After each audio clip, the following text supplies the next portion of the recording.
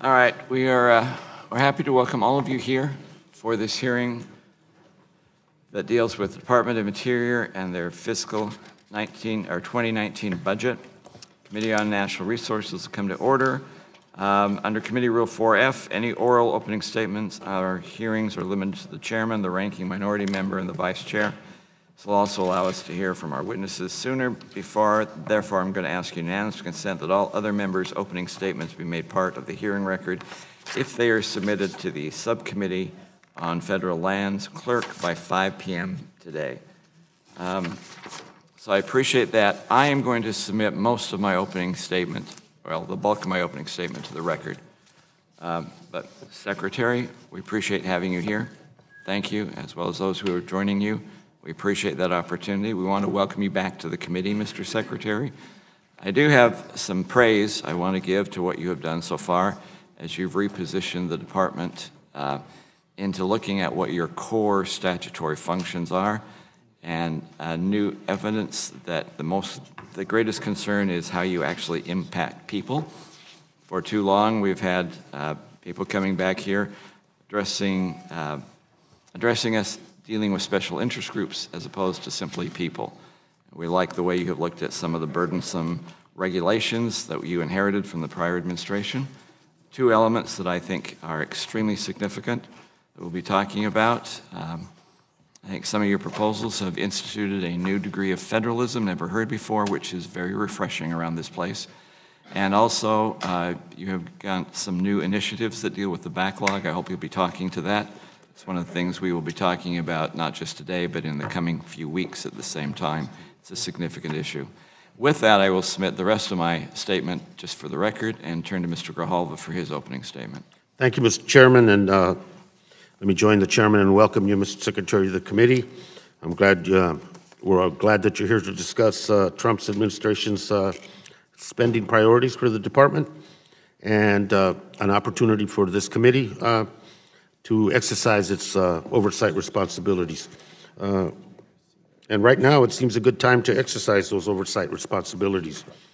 Recently, we've seen several reports of questionable spending at your department. These reports have raised significant questions about your stewardship of taxpayer dollars and the public, and I believe the public deserves a detailed accounting of these questionable expenses, particularly now that you're proposing enormous budget cuts across your department.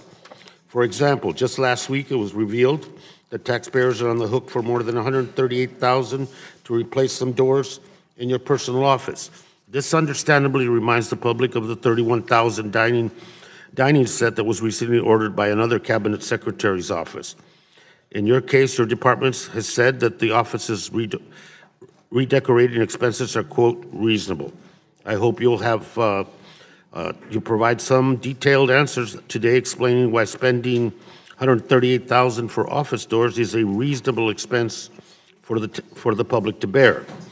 Going down the list of questionable spending, last month taxpayers paid for your travel 1 mile outside Pennsylvania's 18th congressional district, 2 weeks before a competitive special election that is over, where you appeared in a photo op with the Republican candidate in the race holding an oversized ceremonial check for abandoned mine cleanup.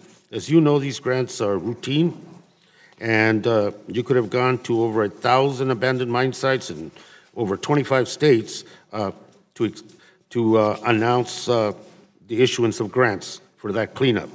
So the question for the committee, should you choose to answer that one, is why this particular site? In October, we saw reports that taxpayers paid for several trips where you attended political fundraisers, including events in a ski resort in Montana and an upscale Alaskan steakhouse. These trips create the appearance that taxpayers are financing partisan political work. Taxpayer-funded trips to Santa Barbara and Montana, where you own homes, have similarly been called into question. In fact, there has been enough questions about your taxpayer-funded travels that both the Office of Special Counsel and the Interior's Inspectors General have opened investigations. These questionable spending is even more troubling given the fact that you are simultaneously proposing significant funding cuts for important programs serving the American people. Let me give you some of these enormous cuts in areas such as the construction of rural water projects which deliver drinking water to rural and tribal communities without potable, reliable drinking water, to cuts to the core climate research and science program at USGS, cuts to renewable energy programs, and a 90% cut from land acquisition under the popular bipartisan Land and Water Conservation Fund. Americans expect our federal agency to responsibly manage taxpayers' money. The reports of your spending signal to the public that we are not meeting that critical standard. Well, the majority doesn't seem bothered by reports of ethical lapses and conflicts of interest at the department. My Democratic colleagues and I have sent dozens of oversight requests seeking information about these matters. Unfortunately, you have not seen fit to respond to any of them. Last year, I, along with other members, sent 2 letters asking about the decision of the Office of Surface Mining Reclamation and Enforcement to halt the NAS study on the severe health impacts suffered by people who live near mountaintop removal coal mines. The rationale provided does not withstand scrutiny, and cancellation would result in the waste of approximately $400,000 in taxpayer dollars. Yet, there has been no response. This is a public health issue, and I understand it's not a coal industry priority, but it is a public health issue to the American people. Also requested justification over your review of national monuments, but you did not respond, and it wasn't until the Washington Post leaked a copy of the final report that the public got a chance to see what it was and get an explanation as to why some monuments were included and some were not. Last month, I requested information about another secret plant that BLM has been working on to steamroll the rights of Americans to an open government and to an open process. The policy changes in the secret report is almost as disturbing as the process in which it was generated. The comment period was announced via press release, and comments were entered through a Google form. Your agency omitted contrary opinions, handpicked a selection of anonymous supportive comments. By any measure, that is really far from transparent. You have an opportunity today to address this to all my colleagues in the committee and other concerns, and I sincerely hope that you will. And Mr. Chairman, I yield back. Otherwise, everything okay, huh? Everything's good. Good, good. We want to welcome the witnesses that are here today. First of all, the Honorable Ryan, do I have to say honorable all the time here? Honorable Ryan Zinke, good, who is the Secretary of the Department of Interior. He is accompanied by Olivia Barton-Ferreter. We appreciate you, who is the Deputy Assistant Secretary for Budget, Finance, Performance, and Acquisitions, long title, but is here to answer specific questions that may be details of the budget, as well as Ms. Denise Flanagan, who's the Director of the Office of Budget within the Department of Interior.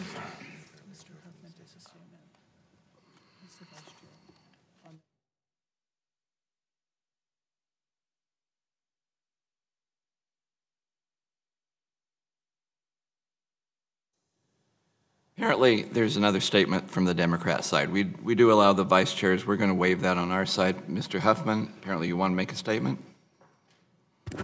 Well, thank you, Mr. Chairman, and welcome to Secretary Zinke and our witnesses. We're here to examine the President's fiscal 2019 budget request for the Department of Interior, a budget that many of us find deeply disappointing. It's not just the huge cuts that would hamstring critically important programs like Western drought funding, climate research, endangered species conservation, and land acquisition through the LWCF. This is a budget that places the exploitation of our public lands above any other uses. It undermines national parks and cuts land and water conservation. It turns back the clock on our federal government's role to a time before Teddy Roosevelt, John Muir, and Gifford Pinchot. This is a budget that prioritizes the profit that oil and gas and coal companies can dig, drill, and otherwise wring out of our public lands with no consideration of future generations or the long-term impacts to health and the environment. We're producing more oil and natural gas today than ever before. And now we have so much that we export millions of barrels of crude and billions of cubic feet of gas overseas every day. And yet, according to the priorities in this President's budget, the Interior Department still isn't doing enough favors for oil and gas companies. Every year, average global temperatures get hotter. The Arctic ice cap gets smaller. Storms get stronger and droughts get more severe, yet according to the priorities in this budget, the Interior Department had been previously thinking and doing too much to combat global climate change. In over 3,600 pages of budget documents from your department, the phrases climate change and climate impact, climate science and climate resilience are used a grand total of 31 times combined. 21 of those times are references to programs that are being slashed or eliminated. The new DOI strategic plan eliminates all references to climate change, but makes sure that the first 3 words in the new departmental vision statement are, to quote, promote energy dominance. That's the kind of vision that leads to opening both the Atlantic and Pacific coast to unwanted offshore drilling. It's the kind of vision that leads to stacking a royalty collection advisory committee with oil, gas, and coal executives, which unsurprisingly led to recommendations to give those industries huge discounts and rip off the American taxpayers for the use of their lands and waters. That's the kind of vision that leads to a cynical proposal to pay for maintenance in our national parks through vastly expanded drilling and mining. You want to fix that leaky roof at the visitor center? Fine. Let's drill a few more oil wells. We should not have to drill our parks in order to save them, especially not when the President is continuing to celebrate the enormous budget holes that he and this Republican Congress just created with their tax cuts. The more you look at this budget, the more offensively misplaced priorities you see. The budget proposes drastic cuts to programs that have helped the U.S. to lead the international fight against wildlife trafficking, replacing these proven efforts with an ill-conceived International Wildlife Conservation Council to carry out the wishes of trophy hunters and the NRA. And now it's gotten worse. Following a lawsuit by the NRA and others, unfortunately, Mr. Secretary, your department has reopened the door for more elephant tusks and lion hides to be imported into the U.S., lifting the ban on these big game trophies on a case-by-case basis. President Trump, who will never be mistaken for a conservationist, rightly described these trophy hunts as a horror show for elephants. And while the department is rolling back protections, ironically, China is stepping up work on international wildlife conservation. So just when our years of pressure and leadership are starting to work in the world community, we are abdicating our leadership role. This decision to allow elephant trophies to be imported reflects an administration under undue influence of the NRA. And we've seen reports that taxpayers recently paid for you to stay at the Four Seasons Resort in Dallas to attend a conference organized by the NRA, where you also reportedly met with several campaign donors. I'm reminded, too, of the decision by political appointees in your department to muzzle the National Park Service concerns about the provisions of the NRA-backed silencer bill. The bottom line is we see a budget here that should uphold strong environmental protections for air, water, wildlife, and natural places, areas where we've been a world leader, but instead this budget would dismantle those things. In so many ways right now, this great agency is mired in chaos, cronyism, and at least the appearance of corruption. That and the upside-down budget priorities surely have TR rolling in his grave. And with that, I yield back.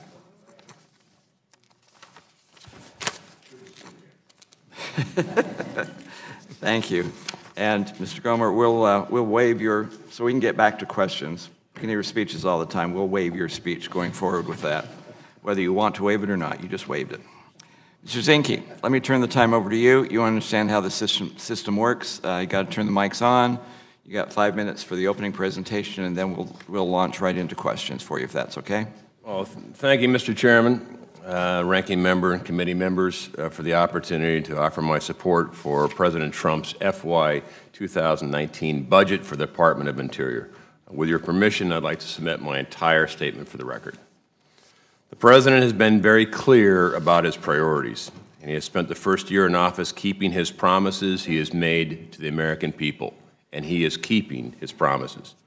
The budget is a major step towards keeping another promise, rebuilding our infrastructure.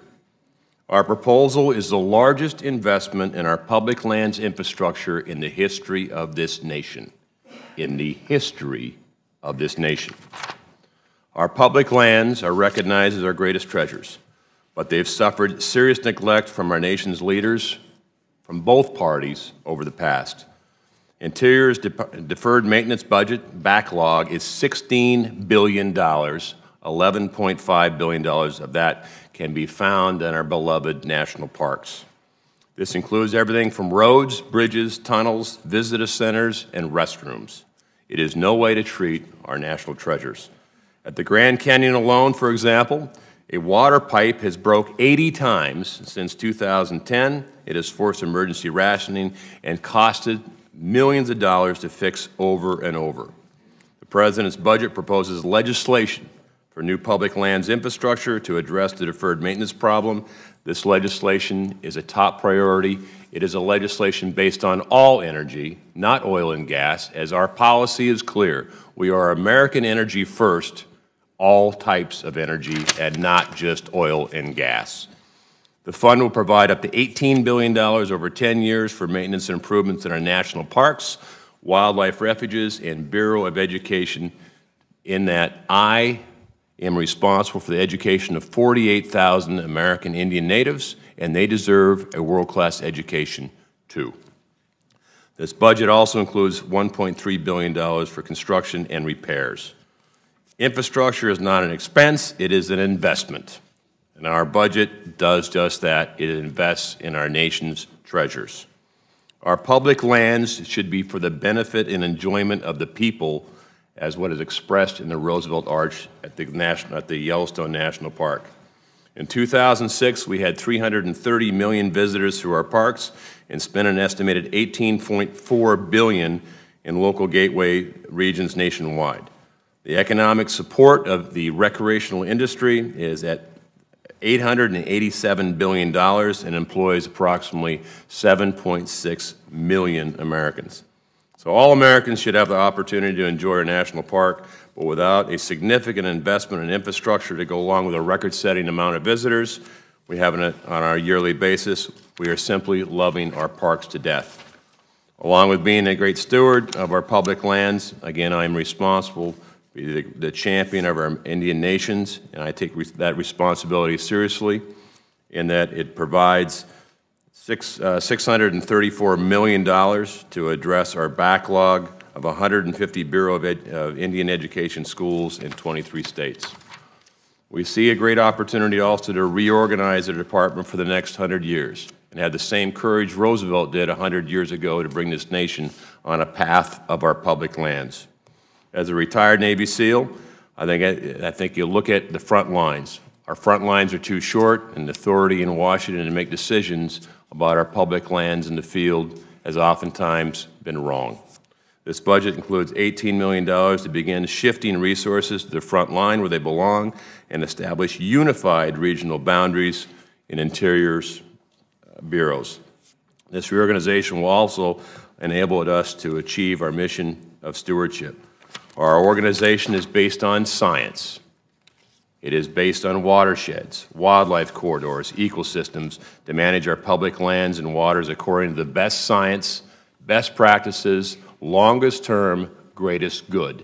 That is the American conservation ethic. This budget also recognizes that American strength relies on American energy. Under President Trump, we are pursuing and reaching American energy dominance. And yes, I'm proud to say that America produced 10.6 million barrels a day. The first time in 60 years, we are a net exporter of liquid natural gas. I wish there was a battery, but until we get a battery, we're going to produce energy here at home. President Trump's tax cuts and smart regulation are helping to grow the American economy. We are growing the economy, and American energy dominance is a part of that growth. All told, our budget request for fiscal year 2019 is $11.7 billion, with a proposed transfer of the Department of Defense for the Palau contract or compact. It raises it to $11.8 billion. This budget clearly lays out a top priority of this administration of energy, conservation, reorganization, and rebuilding our park system, our national wildlife system, and our Indian education opportunities. With that, I'm happy to take your questions. Appreciate that. Okay, we're beginning the question process. I'm going to ask at the very beginning especially for our guests, that there be no disruptions of the testimony that we're going to hear today. It's important that the decorum rules of the committee and the House be allowed to be maintained so that the members as well as the public can hear proceedings of this. Mr. Gohmert, since I didn't let you talk, I'll give you the first crack at questions for the Secretary and his guests. Thank you, Mr. Chairman. And it's good to have our friend here, and since obviously you're responsible for all the good and all the ills that have beset the world, I'd like to say congratulations on growing the ice in Antarctica. I don't know what it is you're doing to grow the amount of ice in Antarctica, but congratulations. You must be responsible. You seem to be for everybody else, or for everything else. I couldn't help but think, as you mentioned, the $16 billion shortfall, that it would be nice if the lawyer in the Clinton administration that changed the wording ever so slightly in our offshore drilling leases to benefit the oil companies by $10 billion, one of which she went to work for right after that. It would have been nice to have that $10 billion that the Clinton administration cost us. But of course, the Obama administration rewarded her by bringing her back into the Obama administration to help other oil companies. But we are behind, and obviously your budget has not grown commensurate to take care of the $16 billion shortfall that has particularly grown during the last administration. They seem to be much more interested in adding land and growing the shortfall of taking care of our parks and our national treasures. So, Secretary Zinke, what plans do you have? How can we make up this terrible shortfall, the terrible damage like the water pipe you mentioned? How are we going to make that up? All of the damage that's occurred during the last administration. You have an idea? This is the proposition. We all recognize that our parks infrastructure in the current system is inadequate. $11.6 billion in our park system didn't happen overnight. It's happened over a long period of time with both administrations. So how do we fix it? I think it's a fair proposition to say this. If you're going to produce wealth on our public lands, we're not talking about drilling in the national parks. Most of our energy comes from BLM and offshore. If you go back to 2008, Interior was the #2 generator of revenue in this country. It was $18 billion a year just in offshore. It was a banner year. In 2016, when we took office, that was $2.6 billion. We dropped $15 billion a year on scale that would have addressed our entire backlog. So this is what the proposition the bill says. If you're going to produce energy, all forms of energy on public lands, that's wind, that's solar, that is oil and gas, then you should also participate in paying for the maintenance and preservation of our public lands. It does not affect any current program. It doesn't affect LWCF. It doesn't affect Go Mesa, because the proposition is net dollars of new energy going into the Treasury. It doesn't affect any program. And many people along the Gulf with the Go Mesa or LWCF program, which I support, it doesn't affect any of those programs. It's just net dollars. So I think over the course of time, liquid natural gas will be a bigger player. I'm hoping we have a battery, but we have to address the infrastructure in our parks, and our current system falls short. So that's what the President has proposed. That's what's in the budget. Believe me, it was not an easy process getting OMB, and you remember our good colleague, Mick Mulvaney. It wasn't easy to get him on board, but the President and OMB are on board, and it's a bipartisan bill over in the Senate. That addresses the Park Service. The Senate's organized somewhat differently because we are also looking for companion bills on Indian education and wildlife refuges. That's the proposal how to do it. We think it's a good proposal, and it is in the spirit of Teddy Roosevelt. Well, and I appreciate that approach a great deal. I would love to see the Land and Water Conservation Fund, at least bigger part of that, go toward taking care of our maintenance before we acquire more land. But I certainly appreciate your approach. I'm proud to call you a friend, and I appreciate what you're doing, and especially congratulations on growing the ice. And yield back. All right. I will let everybody know. I'm going to be a stickler on the 5-minute rule so I can get everybody in here. The Democrats have been kind enough to give me a list of who the minority wishes me to call on. So, Mr. Huffman, you've been requested to give the first set of questions by them. Thank you, Mr. Chairman, and again, welcome, Mr. Secretary. I'd like to ask you, Secretary Zinke, about the administration's proposal, very ambitious proposal for new offshore drilling. I listened to your testimony in the Senate and the colloquy with Senator Cantwell, where you stated to her that you understood that the state of Washington opposes new offshore drilling and that that would be reflected in the administration's plan. I'd like to ask you what your understanding of how the state of California feels about offshore drilling is along our coast. Well, thank you, and if I can just take 30 seconds to explain elephant trophies. The court mandated that we change our... If I could, Mr. Chair, I just don't have time for anything other than the answer to this question. Well, you did bring it up in your opening statement. Let me take 30 seconds. But that's not my time. The court mandated we change the process, I'd like to reclaim my not the time. policy. We haven't imported one elephant, and we are 100% on board with the President's policy. To your point about offshore, is that the decision that was mine, the last administration took 94% of offshore off. I did a zero-based analysis. I put everything on. It is What's clear. your understanding of California's feeling on your proposal? You spoke about Washington to Senator Cantwell. I want to know what your understanding is of California. I'm going to have California down as opposed. Thank you. I've talked to your governor. Thank you. Next question. California is opposed. I think you're opposed to it. You're hearing us loud and clear, Mr. Secretary. I just wanted to make sure that channel was working. As well as your colleague next to you. Massachusetts is opposed to. Excellent. I appreciate that clarification. Now I'd like to ask you about water. The President's budget requests drastic cuts to the Bureau of Reclamation programs that invest in stretching our western water supplies, like conservation and recycling. They're proposing cutting the Water Smart program by more than 75%. Below FY17 levels. Similarly, a 90% proposed cut to Title 16 water recycling. While these dependable and collaborative programs are being gutted, there's one lucky project that's getting more money.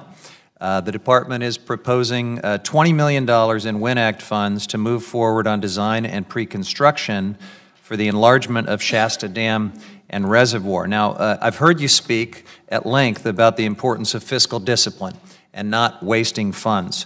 Are you aware that this project that is being proposed, singled out almost among all of the water programs for this funding, violates California law? Couple things. One is Bureau of Reclamation in the budget. I agree it's challenged. This is also the problem with Bureau of Reclamation. The initial part, the deal made when Bureau of Reclamation came in, is the government would put large investments in, and then the water users would, over the course of time, pay for it, and the title would be transferred. But on this specific project, are you aware that enlarging Shasta Dam violates California law? I have a letter from California Natural Resources Secretary John Laird explaining that, and without objection, I would request that it be put into the record. And my very specific question, since I know you want to be careful as a steward of these public dollars, do you want to be throwing $20 million into studying a project that's illegal? We are looking at it on that. We haven't made a determination. We are looking at it. Clearly, California is short of water, and water storage is a part of the solution. Shasta was originally built to be the water level was built to be much higher. The I-5, as I understand it, prevents it from going over 18 feet. So there's a lot of challenges, but clearly increasing the reservoirs and water storage is a big issue. And I got to tell you up front, on the Central Valley, as some of your colleagues know, we still maintain that project and oversight, even though the water districts have now paid. Right. But I'm not asking I would like about to transfer that. title on a lot I of do these note things. that there is one water district that would benefit from this project that is getting this fortunate $20 million funding. It happens to be a district where the Westlands Water District, their former attorney and lobbyist is now your number 2 at the Department of Interior. Can you assure us that this has nothing to do with that? And also, over a decade ago, that district spent $35 million to purchase 3,000 acres of land that would need to be acquired if that dam raise goes forward. Can you guarantee that none of this funding will go to a sweetheart land? Sorry, your time's expired. Thank you. Yes. Give him, if you... You're not supposed to answer when I already gaveled down here, even though thank you for doing it in one word. Mr. Young. Thank you, Mr. Chairman. Mr. Secretary, welcome. And it's such a pleasure to hear them squeal and squall on the other side after they stuck it to us all those years with Sally Jewell. I enjoy every moment of it. We've got a secretary who understands public lands and where the wealth of this nation comes from. It does not come from BS. It comes from the land. You have to understand you want your social programs and et cetera, but you don't want to pay for it. The only way you can pay for it is utilization of our resources God gave us and what we should be able to develop in the right way. As far as the elephants go, ladies and gentlemen, those that try to protect the elephants and condemn the secretary, you ought to study a little bit instead of being asked about what the environmentalists say. I happen to know a little bit about elephants. You're just taking and rewarding the poachers. That's what you're doing. You've killed more elephants by the actions of Mr. Obama than any other time in history because of the poachers. So if you like elephants, keep it up. Mr. Chairman, I just have 2 questions about Alaska. The BLM and their studies of the eastern, I call it the interior, came down with a proposal that was not going to allow, or they're going to, actually the BLM was going to make a park out of it. Are you reviewing that? You know, I hope you know what I'm talking about, but I know Baelish does. Is that eastern section of the interior of Alaska they made into restrictive areas? I am, and there's no plans to scrap the plans. BLM is, we're looking at it. I think what you're referring to is the RMPs. And we're looking at those very closely, and I can work on it with your staff line by line.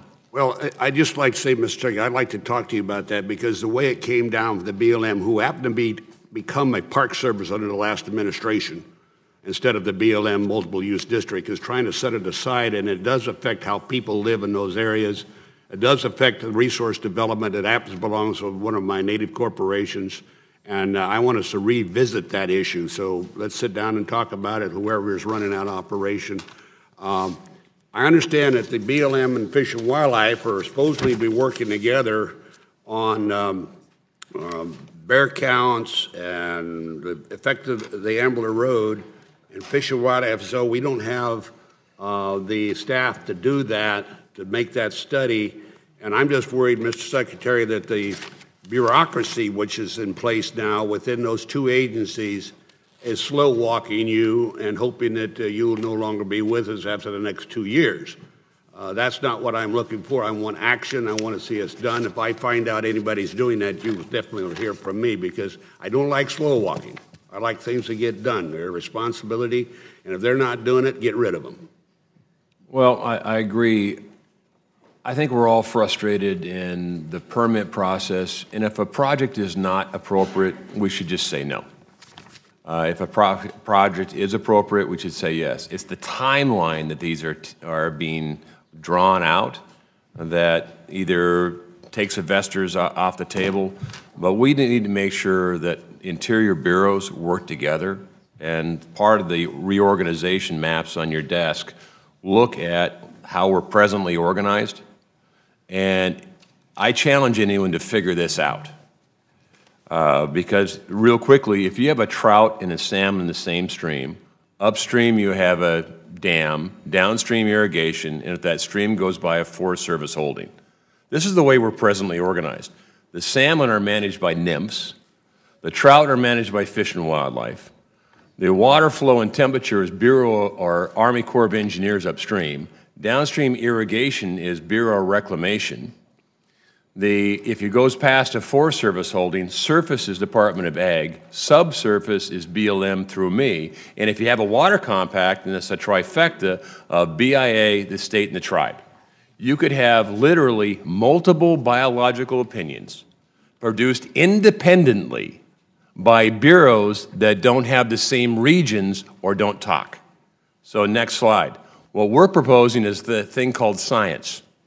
What we're proposing is based on watersheds, ecology, based on trail systems, wildlife corridors, to redo our regions based on science and unify them so at least Department of Interior, Fish and Wildlife, Bureau of Reclamation, all our departments have unified regions and can talk to each other. Focused on three things. Recreation, because that's a $887 billion industry. NEPA, which is important to us all, and permitting. If we can go that far, it would be helpful. I'm sorry, I'm not looking at it. And Mr. Young, you're the senior member of the House. You're not used to slow walking yet? No, I will never I'll never slow walk. I may, I know some people wish I'd just slow talk. I give. All right, Ms. Torres, you're next. Thank you, Mr. Chairman, and Secretary Zinke, welcome to our committee. I want to talk about your budget. I want to start talking about your budget with you. We've had hearing after hearing in this committee about the inequalities faced by Indian country, yet your budget, proposed budget, slashes key programs that aim to address the disparities. If this were to become